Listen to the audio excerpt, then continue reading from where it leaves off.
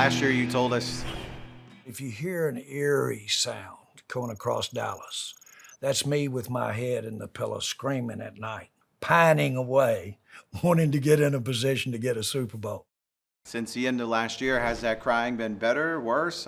How do you term it? Well, I don't think the sobbing, let's put it like this, maybe a little sobbing, but hopefully resolve to try to look for any and every way we can to make our team better from last year to this year. I think we've done that. And of course, we all know that you've got to quit sitting on the side of that bed with your head down and your hands. You've got to go to work. And that's what happens when you're self employed. The guy in the mirror is the one you have to straighten up, not replace. So, why is this year the year for the Cowboys? Well, I like the way that our coaching staff has evolved since Mike McCarthy has been here. From the offensive side of the ball, he certainly had the opportunity to take advantage of the incumbents that were here as coaching, Kellen Moore and coaches like that. But then all along, he's had his influence on that offense. Now he's getting to take the part that Dak Prescott and players like that have benefited from, with the Kellen Moore philosophy more prevalent. He's gotten now to adjust that in the things that he feels are important offensively, from blocking schemes to passing routes, the basic responsibility of the quarterback, the protection of the quarterback, all of those things now are more into his purview and will reflect him more than they did when Mike McCarthy first got here. I'm looking forward to that. We'll be better because of that. You always hear the term Super Bowl or bust. How do you view this season for the Dallas Cowboys? Well, I feel strongly that we should aspire and, frankly, do anything at any time that can make us better right now to compete at that level. I think I'm saying a lot when I say that. This isn't about years in the future. The good news is that you can make some decisions that can help you right now, first and foremost, but can also be additive for the future. Those are the ones I'm looking for and trying to compromise on every day. When you think about it, it's been 27 years since you last held a Lombardi trophy. Do you allow yourself to think about being in Las Vegas in February once again, holding that trophy as your season's about to begin? Well, I can remember like yesterday when we got to have teams that could compete and win a Super Bowl. The fact that I got to hold it is a big deal, and I wouldn't take anything for it. The fact that I get to each year, plus have been for the last 20-something years, aspiring, getting to do things, make decisions that might get us to another Super Bowl, I feel privileged. I live a blessed life just to get to compete in the game. I think I'm the best one, since this is pro football and you have to write the checks. I think I'm the best one to make the ultimate decisions. Having said that, I think positively each time that we make a decision. Some years going in, I've known that we're in better shape than others. There are parts of this team that you're probably going to ask me about that we're in as good a shape as we've ever been in since I've been a Dallas Cowboy. I'll ask you about some other those ones later, but I'm just curious. You mentioned it a little bit. What are the lessons that you've had in business that you apply to football when you're trying to break this streak, you're trying to win that big game, just as you've managed business deals through the years and finally taken that over the hump? Well, I'll quickly go to a clever one called risk reward. The more risk you take, more than likely the higher the reward. The closer to the middle, the closer you go to mitigating risk, the chances are that a lot of people see that, and that'll get you about average. And so when you're taking risks, then you know you should or you shouldn't be taking that risk. You should be getting the bang for the buck on the risk by giving you a better chance to have a better player, a better team. And so that I do believe in risk. I got here taking risk. I got to buy the Dallas Cowboys because I had taken risk early in my life. I took huge risk when I bought the Dallas Cowboys. I didn't regret it at any time, but I did take a lot of risk. Seems like the best we've done is when we've taken more risk. Now, those are hard times when you miss. But that takes a big recovery. And that keeps you honest. That keeps you kind of playing toward the middle. But we've taken some risks over the last few years. They're paying off for us. When you mentioned Mike McCarthy a little bit ago, is there a risk in him calling the plays when you look at what you've done offensively last 4 or 5 years with Dak as your quarterback, among the best in the league? What are your expectations for the offense with Mike calling the plays? Well, let me go back to when Mike became the head coach, Kellen Moore basically calling the plays. I always knew that Mike was the safety net. I not only knew that he was very aware and basically putting a lot of input into what we were doing offensively, he still was the net. That felt good. I always knew he'd step up if he thought we were off base. He's basically doing more overtly what you're seeing go directly to the field. I think that we got the benefit of having the Kellen Moore period of time as it pertains to Dak. And not just Dak alone, but other players, but certainly Dak. He's got that influence. Mike wanted Kellen Moore to stay in place when he came here, wanted it very much. We did it.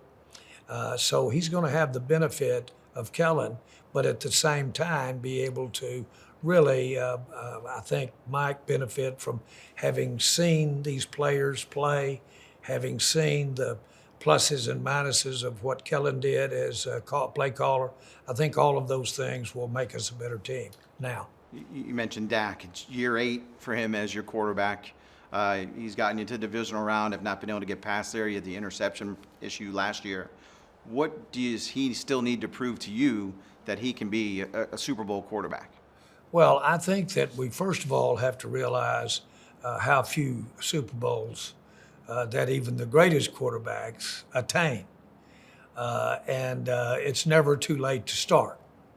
And so that if Dak should start this year with a Super Bowl and tack 1 or 2 more on, then he would be right there with the best that have ever played for the Dallas Cowboys. Now that's a big if, but you got to start someplace.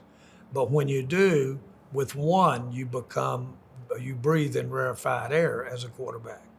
When you do 2, as a coach, for instance, Mike's got 1. When you do 2, you're starting to get in rarefied air. These things don't grow on trees, and so if these guys get 1, they're rare. If they get more than 1, then they're really rare. I want to be a part of that scenario. You recently acquired Trey Lance. Why make that deal? Well, it was there to make. He was an outstanding prospect, is an outstanding prospect as we see it. We philosophically would at all times like to have a young coming quarterback on the team. This gave us a chance to do it. Every time we draft, we try to do this if we don't have a young player in this spot. But it's usually not available to us at this quality of level that Lance is. This happened. He became available. I knew him well from the recent draft that he was in. I also got very current very quickly on what he had done since he'd been in the NFL. Doesn't take much to be familiar with that. I knew immediately when they said they might want to trade him that we wanted to not let him off the phone and get it done. I didn't have to go through any committee meetings. That's the beauty of our system around here, is that I don't have to talk to the owner or don't have to coach the general manager. I just do it. Well, one guy can you clear up some confusion? Did Mike McCarthy know that you guys wanted Trey Lance, that there was an interest in Trey Lance, that you were going down that road? Because the day that we talked to you, it seemed to be people thought that you did this without input from Mike. Well, first of all, I didn't talk to Mike before I traded for him. I got some information that Mike had said about him as far as refreshing what Mike had said about him in the draft. I could read Mike's comments on his evaluation of him in the draft, his look at the combine, all of those kinds of things. So no, I didn't need to talk to him. Mike was busy. The point is that we knew from what he had done in the 2 years he'd been in the NFL, and plus what he looked like coming through in the draft. My biggest concern, and the one that I did spend time with, is getting medical information about him because he had had the injury, and I wanted to make sure that I knew the extent of the injury and how it might impact him going forward as a player. It seems like we always ask you about Dak's contract, and it's up after next season. What is the impact that the Lance acquisition has on Dak and his future? Well, we don't have any at this time. I don't expect it to at all. I do know this, that anytime you can have multiple people that can play that position, you're better off than when you don't. We've experienced that with Dak already, so that when he's been injured, we had Rush come in, Cooper Rush, and really play well. That was a great boon to Dak because Cooper Rush won games that when Dak came back, there we were. We were in position to compete in the playoffs. So that's what you look for. And I know that top quarterbacks, starting quarterbacks, really do want as good of talent behind them as they can. Now you say, well, can you really say that with a straight face? Nobody wants a threat to their job. Okay, you don't threaten Dak Prescott's job in my mind at all. You can't, because he's such a great leader. He's established what he has done in his career. There's no question, if healthy, we want him on the field trying to win the football games for us. So that's not an issue either, and it's a fact of life that you are better off as a team. You can better off compete the very year you're competing in, the better backup quarterback you have, because they do get hurt. You made a couple of trades this offseason. Brandon Cooks from Houston, Stephon Gilmore from Indianapolis. They have Super Bowl experience. Was that a byproduct of the trade, or is that something that you felt that this team needed? People that have been to the big game, and in Stephon's case, actually won a Super Bowl. Well, I think the actual Super Bowl experience stands to the quality of the experience that they have in their careers up until the time as free agents we acquired them. Yeah. And so I think it does influence that they've been quality players in the NFL. That we looked at. As far as having touched a toe in a Super Bowl game, not necessarily, because their own skill level, their own internal being, their character, what they are as comparators, what they are as teammates, far overshadowed whether they had been in the Super Bowl or not. So those things have a way of being the same answer when you really take them out to the end of the line. So we got them because their overall story, their overall facts as a player just jumped out at us as people who could help this team get where we wanted to go. Beyond the trades, you've committed $150 million, more than you paid for the franchise in Texas Stadium, and guaranteed money this offseason, re-signings, restructures, reworking some contracts, and the like. What more can you do to get this team to a Super Bowl level? Well, first of all, that's not chopped liver, the $150 million, but it's not what it used to be when I used the $150 to buy the team. We've had a little inflation since that time, but it is a lot of money and very, very indicative of our commitment to this team. And I'm proud that we had the cap room to do it. There's never been a question at any time back when we were in free agency in the early years as to the commitment that I have and we have to spend the money to get a team put together. When I first came in the NFL, you basically didn't have a salary cap and you didn't have player movement. And so that then it was really up to what you wanted to spend. And when we had our first free agency, Plan B, I was the leading spender of money in Plan B when I didn't have the money, to be very candid with you. But there's any time I can, with a dollar, have a better team, I'll have it. When you look at this team, what worries you the most going into the season? I think depth. The part of football that is the most challenging is the ambiguity of depth injury. And you have it, it's real. And so that you don't know where you're going to get thin. So that if you go in a little thin, then that's the one that gives you the biggest concern. The areas to get thin in the quickest, in my mind, are the offensive line. Because it plays as a unit, and one really does impact all the others, probably as much or more so than any other position group on the team. So depth has to go with numbers. One reserve in the offensive line is one reserve out of 5 active players on the field. So you can run out of depth pretty quick, and that one would concern me. No Tom Brady, no Aaron Rodgers now in the NFC.